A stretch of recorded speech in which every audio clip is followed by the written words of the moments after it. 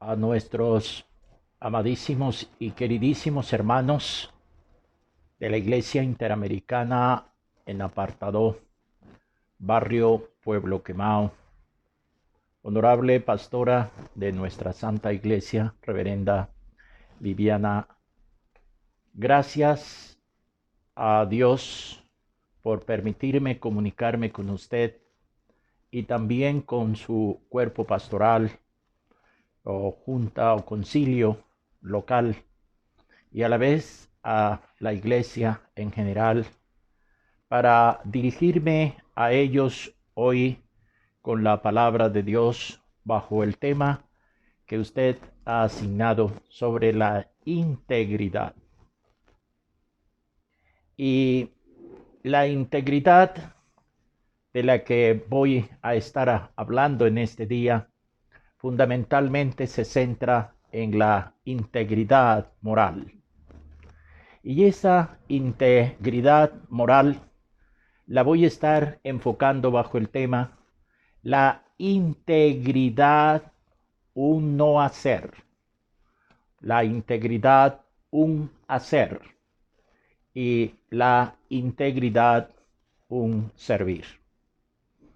Para ello, vamos a estar utilizando algunos textos de la palabra de Dios que servirán de inspiración divina para cada uno de nuestros hermanos y nuestras hermanas en la palabra que hoy vamos a estar exponiendo delante del Señor y para edificación de su cuerpo, la iglesia órgano vivo.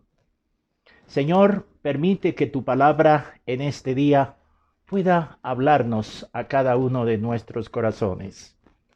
Que nuestros corazones estén abiertos para oírte a ti, Señor, en una forma especial bajo este tema tan importante de la integridad. Te lo pedimos en el nombre de Jesús. Amén. Para plantear sobre la integridad como un no hacer, vamos a estar usando el texto de Deuteronomio capítulo 18, versículos 9 al 13. Y para presentar la integridad como un hacer, vamos a estar usando también la palabra de Dios en Primera de Reyes, capítulo 8, versículo 61, y Primera de Crónicas, capítulo 28, versículo 9. Y por último, para plantear sobre la integridad como un servir, vamos a estar fundamentalmente centrado en Segunda de Crónicas, capítulo 19, versículo 9. Es importante en esta ocasión plantearles a ustedes cómo abordaron realmente desde el idioma o los idiomas originales en que fue escrito la Biblia el término integridad. Tanto el hebreo como el griego en su tiempo siempre han enfatizado la integridad como un elemento muy unido, muy integrado a la purificación, o sea, a la perfección, como también a la santidad. Tratar fundamentalmente de separar la integridad de la perfección como también de la santidad es herirla a las tres en su esencia y a la vez desnaturalizarla. Es decir, hacer de ellas, en el intento de separarlas, como la sal que pierde su sabor y se vuelve insípida, incapaz de producir el sabor que se requiere de ella, y el impedimento a la putrefactación, o lo putrefacto más bien, a la que muchas veces se requiere la sal para impedir. Separarlas, entonces, es hacerlas perder su verdadera naturaleza. De allí que es muy necesario y demasiado importante para nosotros en este día cómo abordaron en el hebreo, en el griego, y posteriormente en el latín, que tuvo un imperio de más de 1000 años sobre la escritura, el término integridad. Y en los tres, tanto en el idioma original, señalado en el hebreo, en el griego y parte del arameo, que fueron los idiomas en que fue escrita la Sagrada Escritura, y también en la dominación de los 1000 años, realmente que estuvo en latín, el idioma latín en la escritura, siempre están señalando aquella idea de integridad como algo intacto, como algo entero, como algo completo, como algo que está libre de mancha, es decir, íntegro. Y también está señalando totalidad. Entonces, la integridad es predicable en todo lo que es perfecto, en todo lo que tiene todas sus partes y que no le hace falta absolutamente nada. Es aquello que no le falta absolutamente nada. Pero la integridad moral que tiene que ver con respecto a las personas se da precisamente esos hechos como el ser una persona honesta en su ser, en su hacer, en su estar y en su tener. Como también una persona honorable, es decir, recta. Una persona realmente asociada a la rectitud, como también a la honestidad.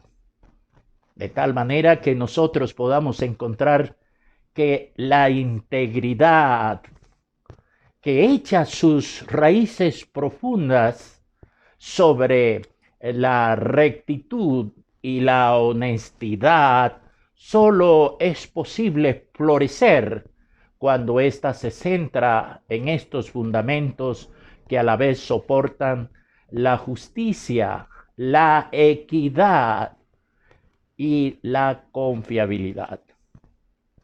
Entonces, la integridad se vuelve un elemento muy necesario para la vivencia del ser humano en su convivencia y también en sus convicciones. La integridad le agrada a Dios. La integridad mueve a Dios. Dice que sus ojos recorren toda la tierra para ver dónde hay precisamente una mujer íntegra, un hombre íntegro, y allí se centran los ojos del Señor para mostrar su poder en bendición, su poder en verdadera prosperidad, en bendición para sacarlo siempre adelante, no importando cuál sea sus circunstancias. Pero también la integridad es agradable en la convivencia con el prójimo y en lo humano porque nos permite tener confianza, es decir, solo a una persona íntegra, es decir, a alguien que está completo en la relación, es decir, que piensa una cosa, habla lo mismo que pensó y hace lo mismo que pensó y habló, esas personas, y además por ser honestas y por ser completas, gozan de nuestra confianza. Y precisamente por la falta de integridad, mucha confianza se ha perdido. Se ha perdido la confianza en los hogares. Se ha perdido la confianza precisamente entre el empleador y el trabajador, entre el gobernado y el gobernante. Se ha perdido la confianza entre los líderes porque fueron traicionados, porque apareció la falta de integridad. Entonces, la integridad le agrada a Dios y nos da confianza entre nosotros. De allí su verdadero propósito en esta exposición. Un llamado urgente. ¿Por qué? Porque la integridad se convierte en una necesidad sentida, buscada con esfuerzo y esperada con afán. Dios espera realmente integridad de sus seguidores. Número 2, los prójimos, las personas necesitamos integridad para gozar de la confianza, es decir, ser gente confiables, que podemos llegar a ellos y estar confiado que lo que compartimos con ellos se queda con ellos. Y solo esa característica puede realmente existir en aquellas personas que hacen de la integridad no un concepto, sino un estilo de vida en su ser, hacer, estar y tener. Y es también una necesidad sentida, buscada con esfuerzo y añorada con afán en todos los círculos económicos, sociales, políticos, de orden personal, de orden familiar, como también de orden comunitario. Entonces, ¿qué fue lo que pensaron? Es decir, ¿qué fue lo que sintieron los escritores de la palabra del Señor cuando realmente nos invitan a través de ese mensaje dado por Dios a ellos cuando nos hablan de la integridad? Y es allí donde voy a estar exponiéndoles a ustedes en este corto tiempo. Primero, la integridad en el no hacer. Hoy estaré usando las versiones Biblia Jerusalén y lenguaje actual. Y lo primero, en el texto que ya señalamos para señalar lo que es la integridad como un no hacer, que está consignado en Deuteronomio 18, nos dice en el versículo 13, serás íntegro con Yahvé tu Dios. En nuestras versiones usadas comúnmente encontraríamos serás íntegro con Jehová tu Dios. Y cuando, inspirado por el Espíritu Santo, Moisés le plantea precisamente esta porción de la palabra al pueblo en una repetición de la ley, como se describe en Deuteronomio, lo que se quería señalar en ese momento cuando se dijo era que las personas tenían que actuar con integridad siempre en el terreno en que recibimos como bendición de parte del Señor. Pues fue escrita esta palabra o fue dicha esta palabra, fue enseñada esta palabra cuando Israel no había cruzado el río Jordán. A este lado del río. Y él le dice, la tierra que ustedes van a habitar al otro lado del río, es decir, Palestina, es decir, la tierra que fluye leche y miel, es decir, la tierra de Canaán prometida a Abraham, a Isaac y a Jacob, la tierra por la que han luchado durante estos 40 años.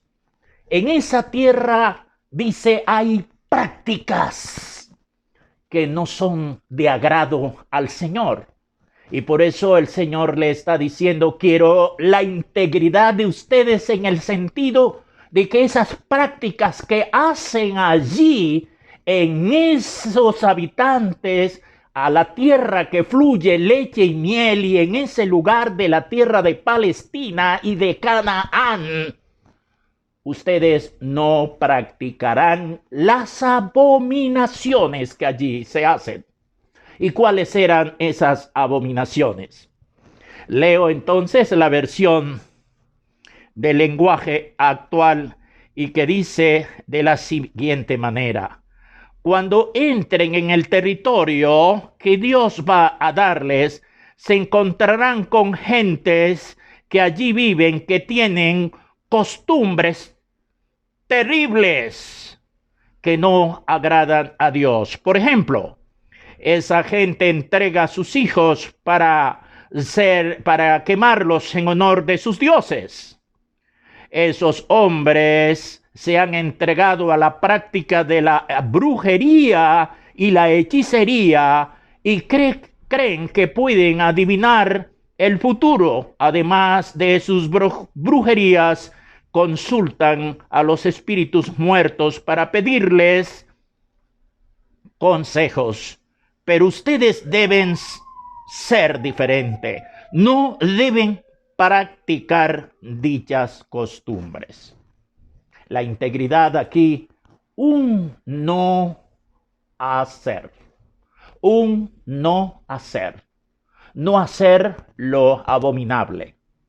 Así como Dios también se lo dijo a ese pueblo en ese momento, te lo dice a ti, me lo dice a mí, de las cosas abominables que a Dios no le agradan. Hoy vives en el lugar donde estás. Allí, en el lugar donde Dios les ha puesto y los ha cuidado, allí pululó mucho el pecado. Y la promesa de Dios es que sobreabundará la gracia de Dios sobre Apartadó y toda Urabá, toda Colombia y todo nuestro continente latinoamericano. Pero hay que abstenernos de aquellas prácticas que no agradan a Dios. Por ejemplo, hacer los trabajos mal. Eso no agrada al Señor. Practicar la injusticia. Eso no agrada al Señor. Engañar a los hermanos o engañar al prójimo o autoengañarnos nosotros mismos. Esto no agrada al Señor. La práctica de la homosexualidad, como también el lesbianismo y otra clase de abominaciones, eso no agrada al Señor. El engañar al prójimo, eso no agrada al Señor. Hacer las cosas hipócritamente, eso no agrada al Señor.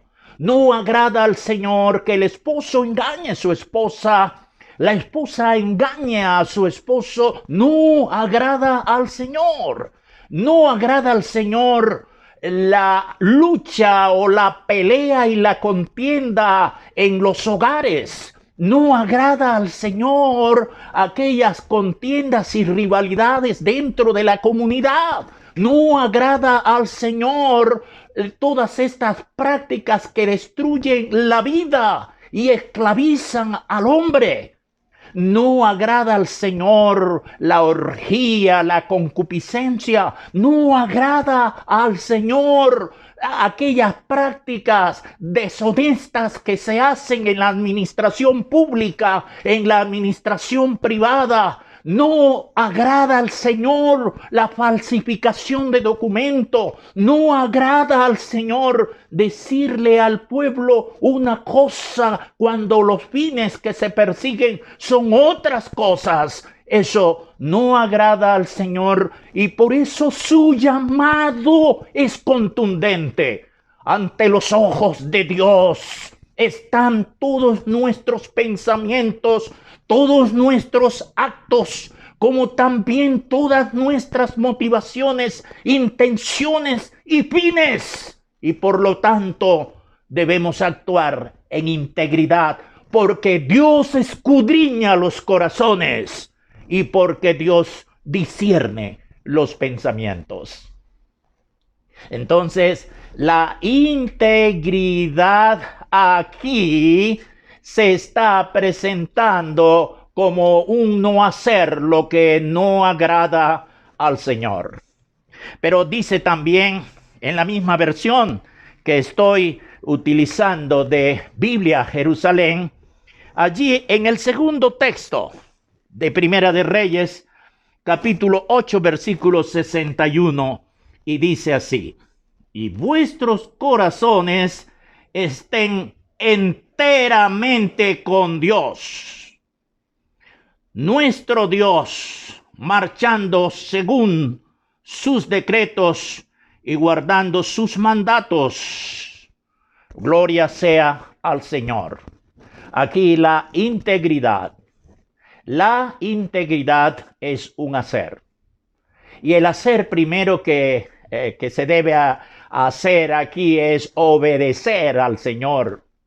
El que me ama, mi palabra guardará, dice el Señor en el Evangelio según San Juan. Y también manifiesta que el que me ama, mi palabra guardará, vendremos a él. ¿Quién es? El Padre, el Hijo y el Espíritu Santo, y estaremos con él hasta el fin. Y si Dios con nosotros, ¿quién contra nosotros? De allí que es hacer su voluntad. Y hacer su voluntad es hacer lo que Cristo dice que debemos hacer. Luz en medio de la oscuridad. Luz en medio de tanta corrupción en el orden religioso, en el orden eclesial, en el orden del liderazgo, en el orden económico, en el orden social, en el orden político, en el orden administrativo, en el orden legislativo. Tenemos que ser íntegros, hacer lo que Dios quiere que hagamos. Justicia. Hagamos equidad. Y para eso se necesita la rectitud. Que realmente la gente pueda ser íntegra. La integridad se centra en la rectitud de nuestras motivaciones, la rectitud de nuestros motivos y la rectitud precisamente de lo que hacemos, ¿verdad? En lo que se hace siempre hay que mirar los motivos y los fines, y en eso el Señor está demandando que debemos hacer.